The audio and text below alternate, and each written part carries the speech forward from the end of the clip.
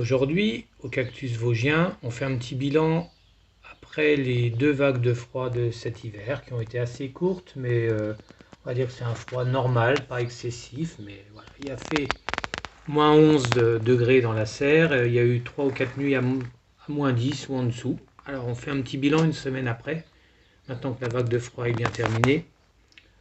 Pas de problème pour ce Trichocereus passacana.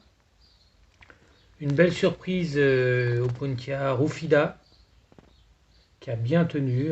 D'habitude, c'est pas forcément le cas. L'Oblivia sylvestri, évidemment, pas de souci. Agave leschugila, pas de souci.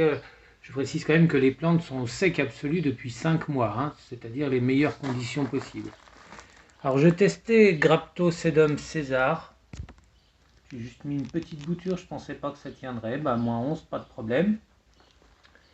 Opuntia Angelmani acicularis, c'est couché, mais visiblement, il n'y a pas de signe de pourriture. Voilà, tout ça a été bien droit normalement, mais voilà, en quelques jours, ça s'est couché. Puntia linguiformis derrière, là, c'est bien couché, mais il n'y a pas de signe de pourriture pour l'instant. Donc je l'aiderai à se redresser.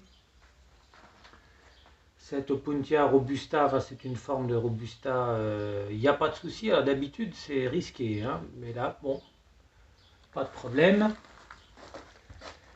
J'ai testé cette petite oponce qui ressemble à Elata, elle s'est couchée puis cassée.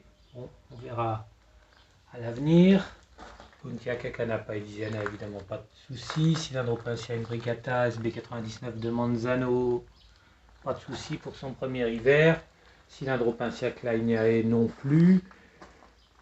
Les cylindres du haut sont couchés durant la première vague de froid. Enfin, ils se sont courbés, on va dire. Ça ne s'est pas redressé depuis, ce qui est normal. Alors, très amusant de voir le comportement de Sedum rubrotinctum. Alors, il y a des couleurs très bizarres ici, là, à droite. On voit quand même qu'il y a eu des petites brûlures par le froid. Et puis, il y a une partie saine, rouge. Bon, je pense que c'est la limite, moins 11. On verra bien. Aloe aristata, au sec, pas de problème. Celui-là était tout noir. J'ai cru qu'il était pourri, mais visiblement, il s'en remet. Sedum rubrotinctum aurora. Belle surprise aussi, ça a tenu. Sedum dendroideum sous-espèce préaltum.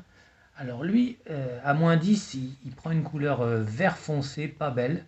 On voit qu'il a un gros problème. Et puis, il se remet parce qu'il est au sec. Ceux qui sont dehors, pas protégés, sont morts. Hein.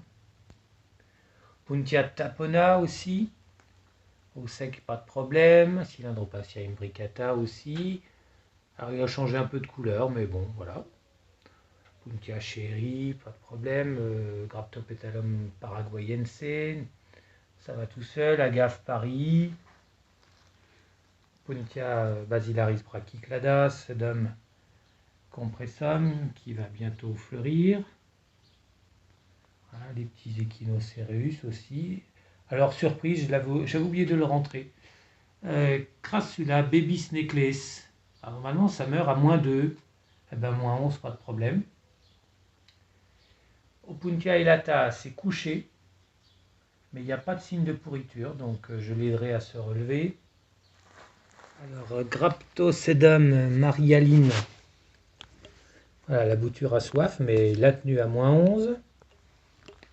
Cette agave marginée aussi. Alors, des problèmes par contre pour cette Opuntia. C'est une sorte d'Angelmani. Je viens de couper trois raquettes, il est en train de pourrir par les extrémités.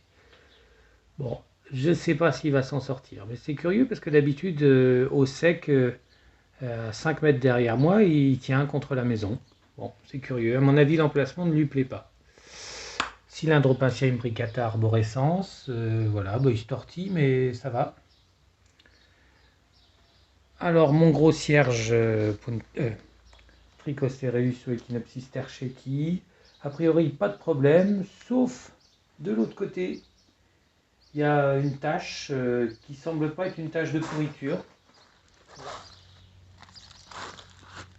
Alors, on voit aussi qu'il y a quelque chose de pas très clair. Bon, On verra bien si ça sèche. Alors, pour la première fois, j'avais testé Graptosedum California Sunset. Pas de problème. Opuntia subinermis. Alors, il y a des petites choses pas claires là. Bon, est-ce que c'est grave? On verra. Il faut encore attendre un petit peu. Graptosedum Francesco Baldi, il s'est couché. Mais il n'y a aucun souci. D'ailleurs, il y a des pousses partout. Hein.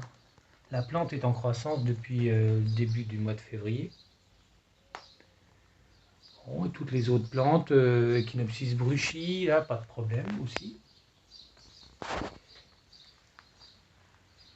Ce Cylindropacia Spinosior d'Arizona, il est tout beau.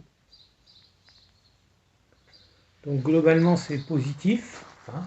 Quelques belles surprises. Ah puis j'avais oublié aussi ce Sedum Kimnashi là.